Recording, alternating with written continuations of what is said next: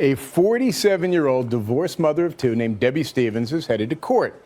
Now, if her case goes to trial and if a jury ends up seeing things her way, it's going to make any complaints anyone might have about his or her boss seem like nothing in comparison. Aside from being, hurt, I felt ashamed. Last August, according to papers filed with the New York State Division of Human Rights, Stevens was working as an assistant to an executive at the Atlantic Automotive Group, which operates car dealerships on Long Island.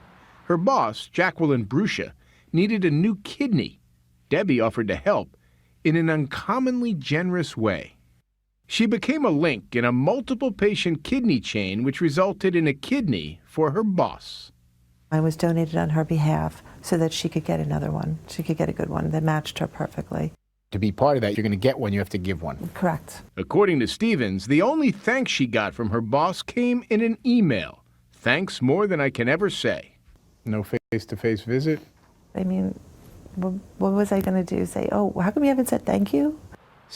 All right. Happy Tuesday evening, everyone. Don't forget, every Wednesday is Tik Tok Beggars Night until further notice. And if you want to hear this kidney story without the commentary stops, you can go ahead and fast forward to the Quiet Room chapter. I want you to think about corporations, companies. I really, really think in terms of corporations. Even though I'm in education, there are politics in education. It's fully different from what you see in corporations. So to me, they're not really the same thing, okay? The world of education versus the world of corporate. She's clearly in the world of corporate. Now, this story was 13 years ago. But as you know on this channel, if I believe it has relevance to the way we are today, I like to play them. And in this day and age where people are feeling like, I work really hard for my, corporate company and all they do is lay me off, for shareholders for an extra dollar and all of that. That's why I left corporate in my 30s. I saw it really early on. I actually saw it, I would say, in my very early 30s and made the decision to leave corporate. And I used to always have this dream that I would run around in a Coach business suit with high heels, a flashy, red handbag, and attending meetings and just, being beautiful and smart. Instead, I became a middle school teacher. All right.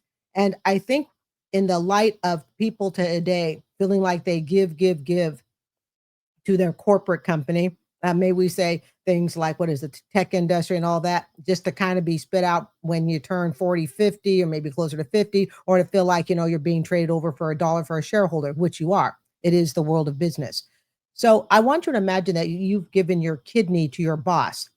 Voluntary. You have given a kidney to your boss. And from what I understand about kidney donations, I think it was from this show, and this is only like a 3-minute clip, but you know how this channel works, okay? But from what I hear, and I can't remember if it was on this clip or another clip that I saw about kidney transplant, the person that is giving up the kidney can actually go through more complications than the person who is receiving the kidney. That's because, and this is according to a report that I watched, and it could be this one, I don't remember, okay? But if you think about it, it does make sense. The person receiving the kidney has a medical need for that kidney. It's like their body is thirsty for that donation. Whereas the person giving up the kidney, you are taking a body that was totally good and putting it through unnecessary trauma. So this woman gives up her kidney for her boss, and all her boss can do is write, "Hey, thanks, I thank you more than you could know. I just basically lay myself on a hospital table for you, had my guts cut open, gave it to you, and that's the most you're going to give me." That right there is the first sign that you have just made a bad decision in donating to that person.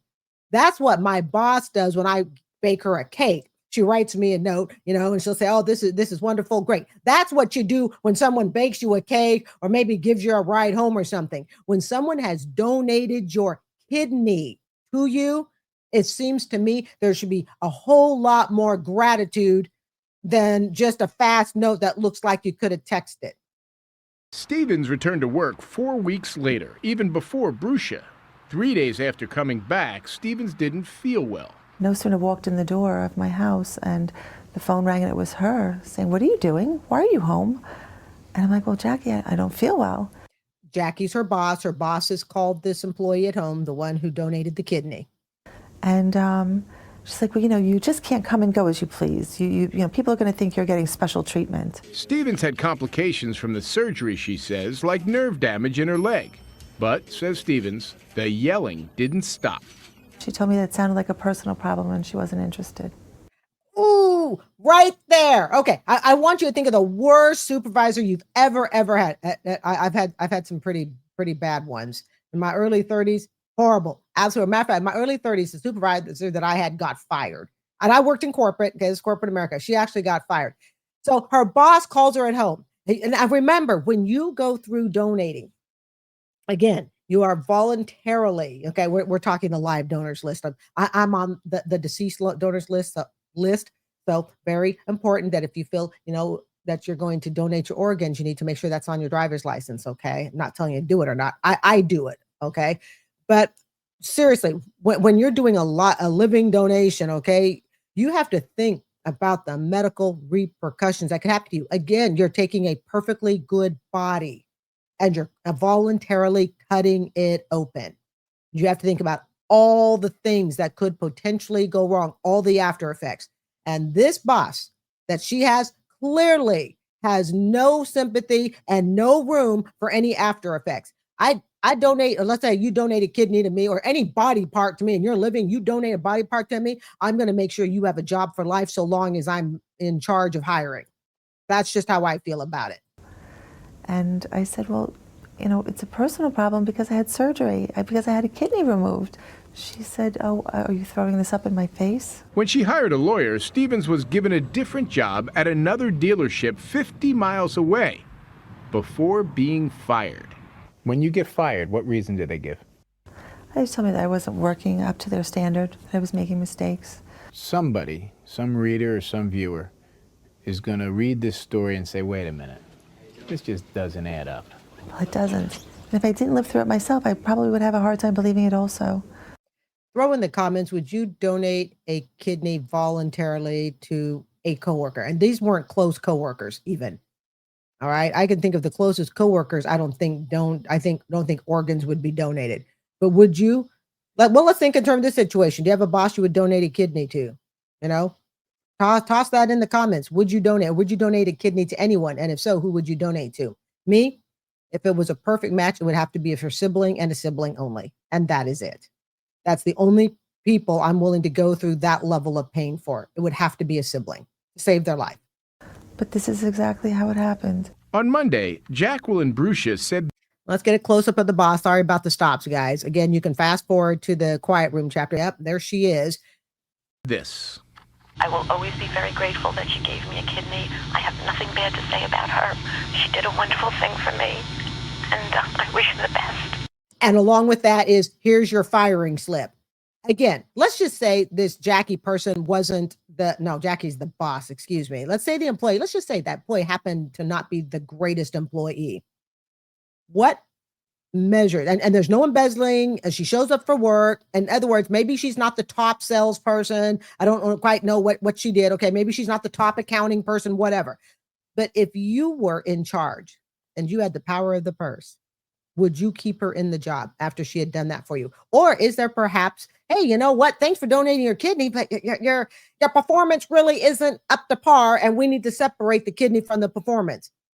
Throw that in the comments too. Could you separate the kidney donation from the performance? Again, we're not talking that the employee's done anything horrible, awful. The employee is not, stealing money. There is no crime involved. All right.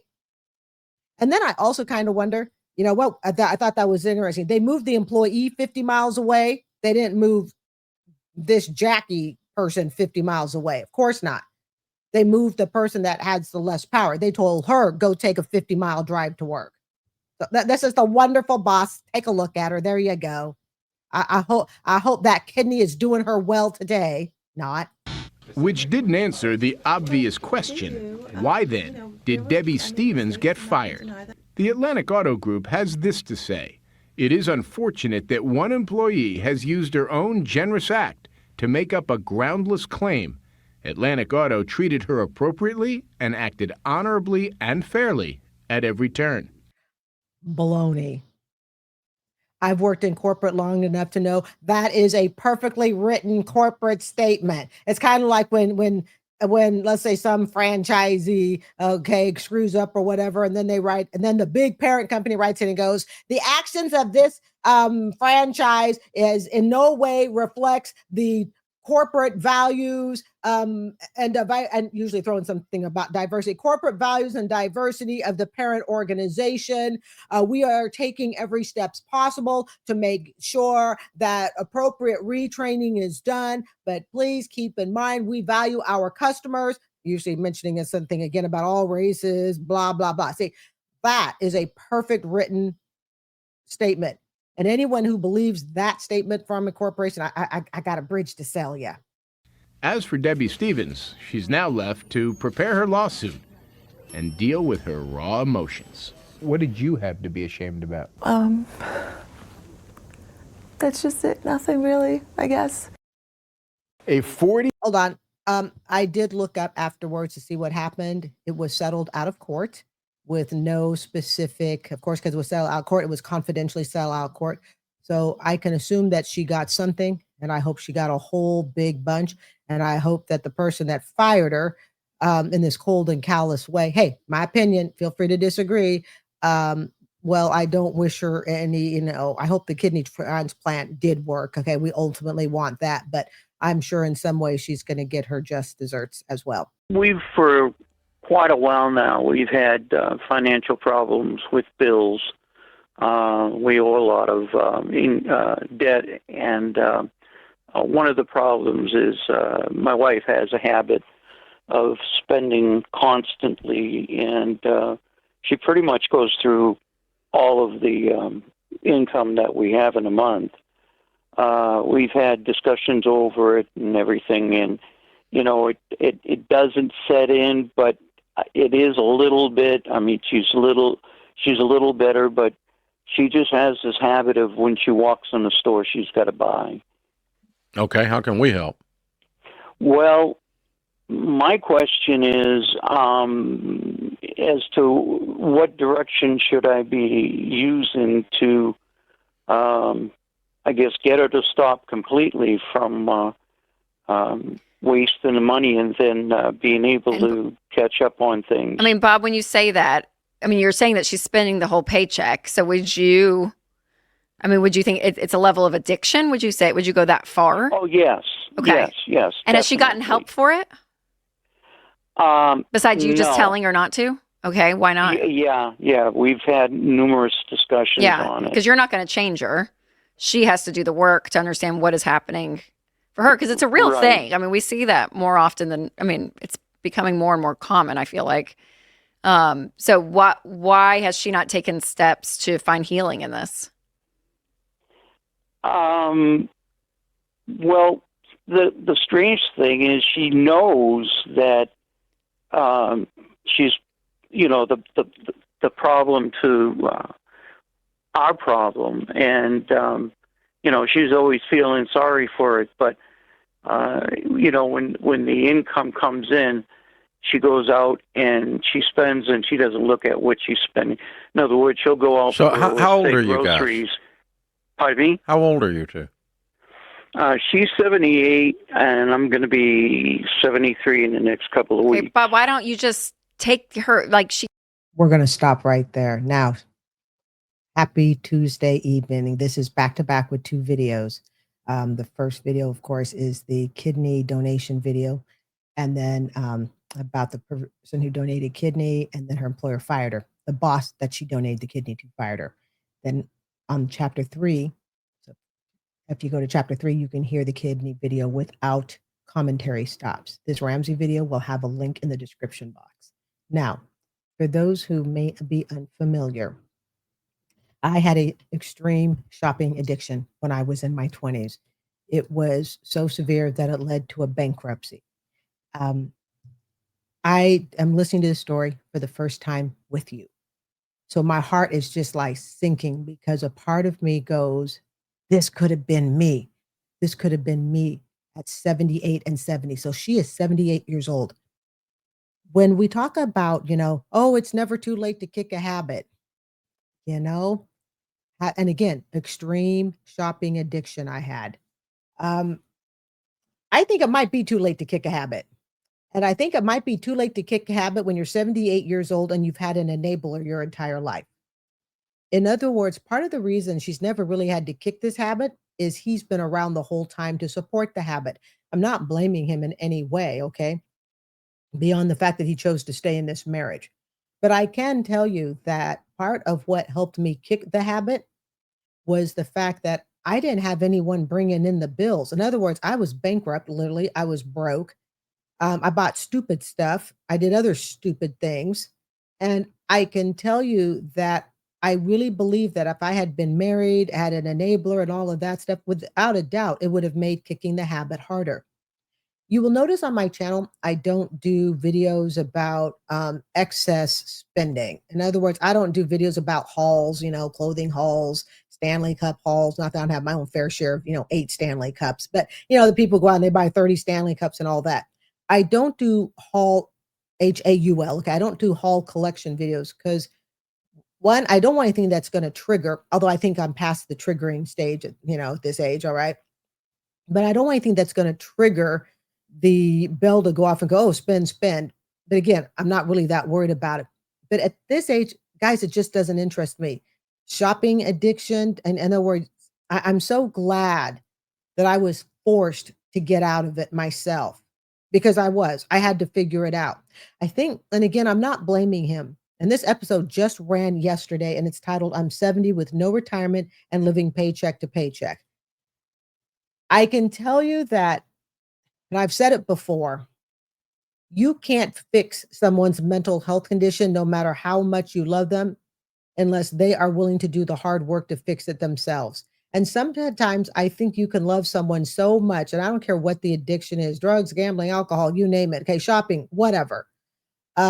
You can love someone so much that you don't want to leave the relationship, understandably, but at the same time, because you won't leave, they have a crutch to lean on to deal with their addiction. This 78-year-old woman is not going to solve her addiction problem. It's not because she couldn't have solved it. It's just she's had no reason to solve it. And the money coming in and the occasional, oh my goodness, I'm so sorry. I spent all that money.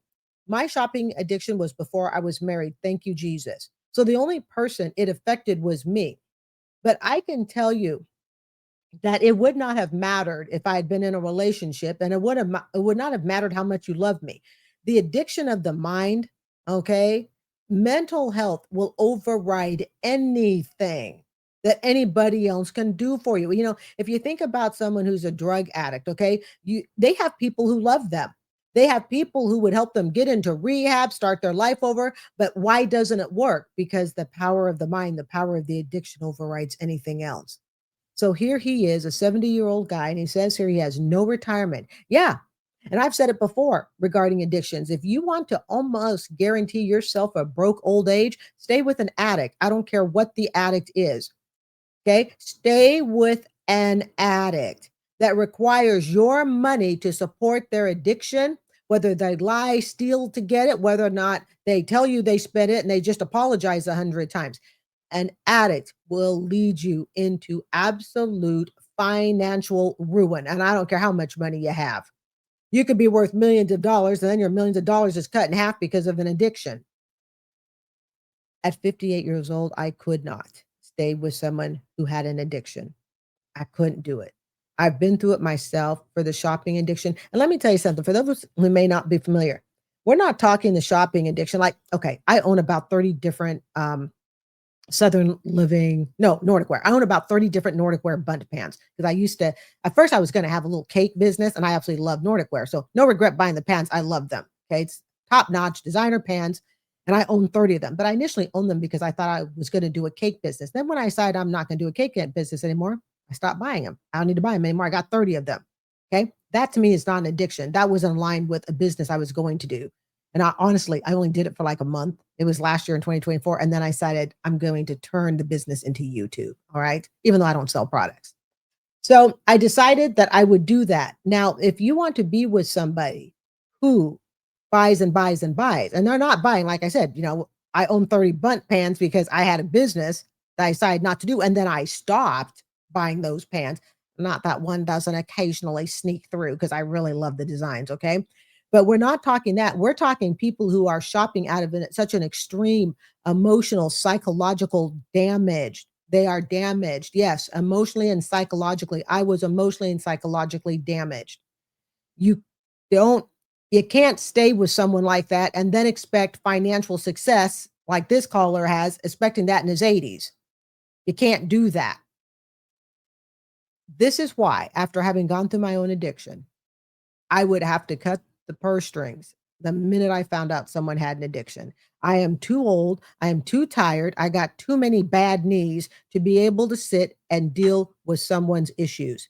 This guy technically should have divorced her ages ago because, again, an addiction can only be solved by the actual addict. And you can get mad, scream, yell. You can say, I'm going to cut up all the credit cards. I'm not giving you the passwords. Well, they'll just get new credit cards on their own. They'll get all the passwords. And keep in mind, while you are with someone who is an addict, all that money that they're running up, that's your money too. And people can sit there, go, well, I'll just divorce them and let the judge, make those their bills. I don't think it works that way for most people. Okay. The bills that are accrued in the marriage, they are our bills. It's not your bill, my bill, regardless of who runs it up. I feel really badly for this guy, but we have to remember he made a decision to stay in this relationship. He can't have access to the money. What was I just saying? It doesn't matter who has access to the money. They'll just run up their own money. An addict will find a way around it. What is it? Paying for Klarna and all that. I don't need to be approved anymore for a credit card with my social security number. There are all sorts of ways around this. It's kind of like, people who want to try to keep tabs on someone because, they think they're stepping out or whatnot. You know what? You don't have time in your life to deal with all that. Don't deal with it because oh my God. You know what? Spending your time, this is something I've learned about relationships. I don't have the time, the energy, or the desire to sit and play micromanager. I don't want to play cop and robbers. I don't want to sit and micromanage everything you're doing. I just don't. So sitting there micromanaging someone's spending is like sitting there trying to micromanage relationships. Like if it's an addiction like this is what we would tell couples, is to say the one that is struggling does not get access to money because she has a spending addiction. And Right. You would say, all right, we're going to have X amount for groceries. And when you go to the grocery store, this is, if that's what she does, then here's the amount you have. See, and this is like playing parent to child. This is the type of relationship. If there were any, romance, this would kill the romance. It kills the romance to go checking cell phone numbers. It kills the romance to go checking GPS. It kills the romance. When the relationship is damaged, if it can't be fixed, let it go. I genuinely believe that. Let it go. You will spend your entire life playing cops and robbers. And if it, and I've been there in both scenarios. Forget it. It's not fun. And it means there's something broken. And if it can't be fixed, cut the strings. But she doesn't get access to the checking account. See, you're my wife, but I'm going to treat you as if you're my child, and you don't have any access to the checking account. No problem. I'm just going to go to Klarna and go pay in full. No problem. I'm just going to go to an Amscot. You see, when someone's a big enough addict, you can't tell me in his 70 years he didn't know all this already, that they're going to tell him anything he didn't know. He already knew it. But he was probably in deep denial with it. Now he's 70 years old. She's 2 years to 80. All right. And now he's willing to look at it and face the music. He should have done that 20 years ago and left her. I'm not saying because you're with someone who's an addict, you should just simply up and leave them. When you've tried and it doesn't work, when you realize that addiction is going to bankrupt you. Look at 70 years old. Broke. Absolutely broke. No retirement. And I'm seeing it because, again, the title, I'm 70 with no retirement. Is this worth staying with an addict? Me thinks no. But you can't tell me he didn't know to do things like close off the checking account, go to counseling. There's nothing they're going to tell him that he hasn't figured out. Yeah, and Right. and the income. What is your income monthly? Believe it or not, it's over 7,000. Okay, I believe it. Yeah, 7,000 is great when you're not dealing with an addict. Between them, that's 3,500 each, respectively. And And how much debt have you guys run up? Well, the house still has 167,000. I mean, 267,000. We probably have about $40,000 in debt. On what? Well, we have one vehicle. We have numerous credit cards. So what do you owe on your car? I believe it's about 25,000. Okay. And what do you owe on the credit cards? Credit cards total about $10,000. Okay. And ain't nothing on those credit cards that was necessary. that's 35. And what's the other 5? The other 5 would probably be, well, actually, we just had a roof put on the house, so. That's $5,000. Yeah. That couldn't have been a brand new roof. That's probably a patch job. I don't know. You can get a brand new roof for $5,000, but then again, I don't own a home, so I may be wrong. Really? You had a roof put on your house for $5,000? Thank you. Well, thank you, Dave. Well, I mean, I paid some of it, so there's some money left over on it. Okay. How like much? A lot more. Okay. There. Okay. See, I'm leading my people correctly. So 70 years old, broke. You should have your debts cleared at this age. Throw in the comments, would you stay with an addict if it meant sacrificing your retirement? Would you be willing to stay with an addict and somebody's going to suck up all your money if it meant sacrificing your retirement? That'd be interesting to know what people think about that. Yeah, All right. yeah. So, so you guys can live on $7,000 if you're in agreement and in alignment and you stick to a budget, and you could reduce the debt. Agreed? Yes. You can do anything like that when you're not with an addict. When you're not with an addict, you can have all these bills paid off, have the house paid off, go into retirement, and instead of saying I'm 70 with no retirement, it's hey, I'm 70. We've got our 401k, we have our pensions, Roth, whatever. You can do anything financially if you have a healthy mind. If and if you're with somebody, you have a solid partner that is also of like mind. Let us make sure that we are not acting as though, oh my goodness, this can't be done. I'm not saying that that's what Dave is saying. He's not saying that. But what I'm trying to stress is, look, guys, we like to sit sometimes and we sit and we go, oh my goodness, look at all these bills and debts. How could this come to be? But it is possible we can pay this bill off. Yeah, you could have paid these bills off probably 20 years ago, 10 years, at least, if you're not with someone who's sucking up all the money. I'm debt free. Yes. Oh, yes. So you can be a school teacher, live debt free, live on one paycheck. Yes, you really can when you're not with someone who's sucking up all your money. Been there too. So we just have to make sure, sorry for the passion, but you know how this show, riles me up sometimes. Okay.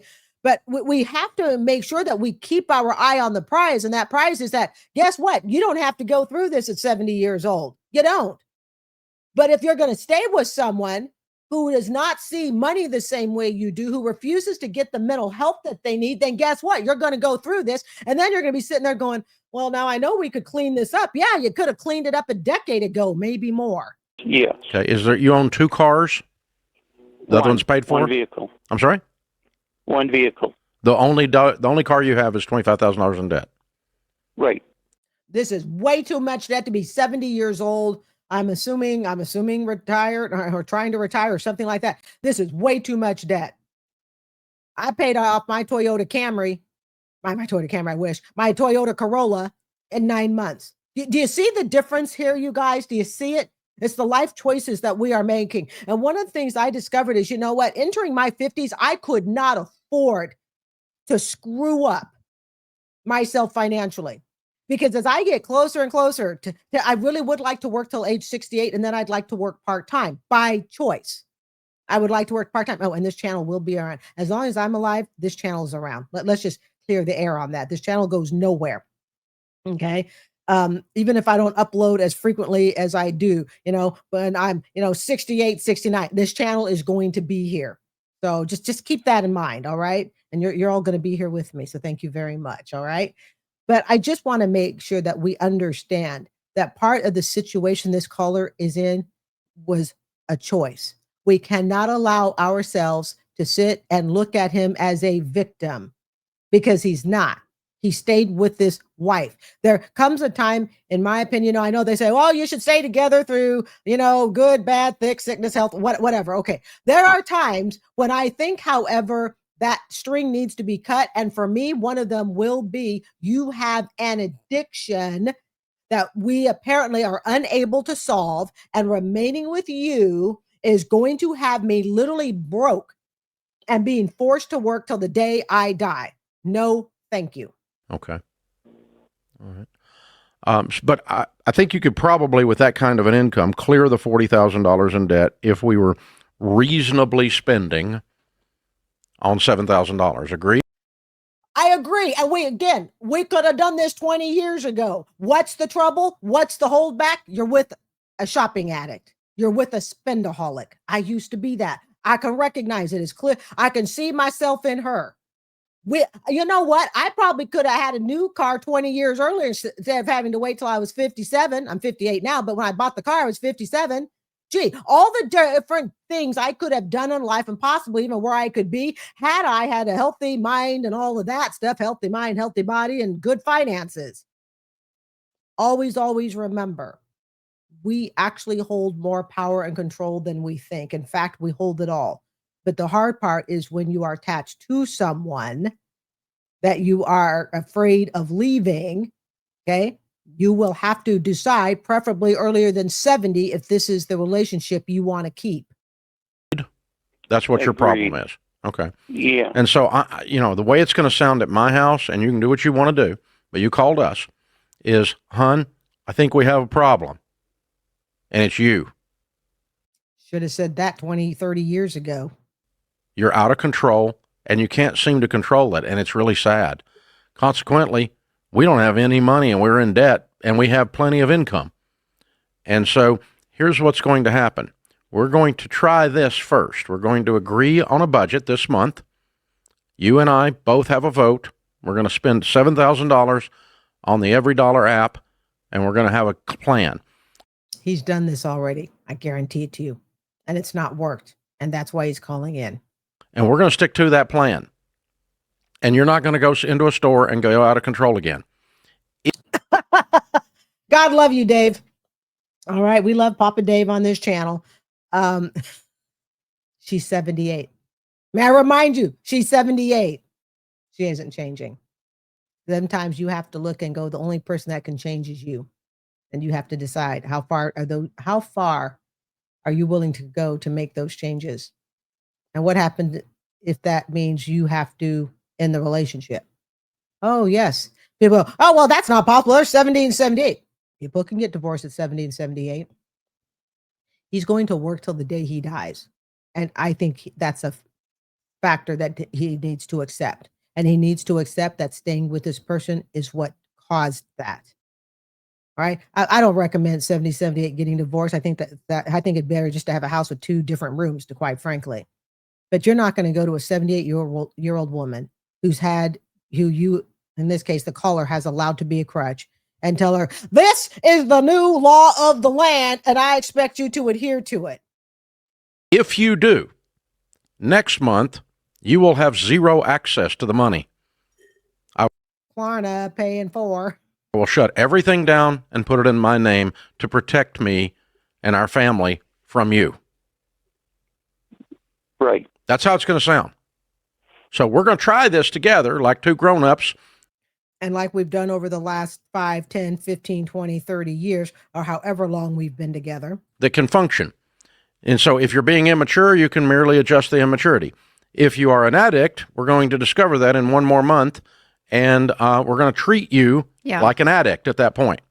She's 78 years old. She's been an addict her entire life. We already know it. There is absolutely nothing new here. I don't know. I can't diagnose if someone has an OCD. Well, there's a level of medicating that's for sure going on. Well, at a minimum, there's immaturity and princess syndrome or something. Yeah. Right? But at a minimum. At a maximum, 2% of the public has been diagnosed literally with a spending addiction, a shopping addiction. I had a psychiatrist for it. Yes. And I had OCD and the whole 9 yards. It's an absolutely miserable place to be, and I never want to be back. And I'm so glad that I was able over the years to fix my mind so that it doesn't even affect me anymore. Thank you, Jesus. And 2%. And it's an OCD behavior. And, it's a psychological label and done by professionals. And I used to wind up in the emergency ward to get a shot because I had such bad OCD behavior. It's really, really bad. I used to drive myself to emergency. I won't discuss what it is. I've been told I should write a book about it. Maybe someday I will. But when we're talking severe, and if she has that and she's never gotten medication and help for it, I don't see how doing it now is going to change it. And here's the sad part. Even if they do it now, she's 78, he's 70, they're broke at retirement. A 47-year-old divorced mother of two named Debbie Stevens is headed to court. Now, if her case goes to trial and if a jury ends up seeing things her way, it's going to make any complaints anyone might have about his or her boss seem like nothing in comparison. Aside from being, hurt, I felt ashamed. Last August, according to papers filed with the New York State Division of Human Rights, Stevens was working as an assistant to an executive at the Atlantic Automotive Group, which operates car dealerships on Long Island. Her boss, Jacqueline Bruscia, needed a new kidney. Debbie offered to help in an uncommonly generous way. She became a link in a multiple-patient kidney chain, which resulted in a kidney for her boss. I was donated on her behalf so that she could get another one. She could get a good one that matched her perfectly. To be part of that, you're going to get one, you have to give one. Correct. According to Stevens, the only thanks she got from her boss came in an email. Thanks more than I can ever say. No face-to-face visit? I mean, what was I going to do? Say, oh, how come you haven't said thank you? Stevens returned to work 4 weeks later, even before Bruscia.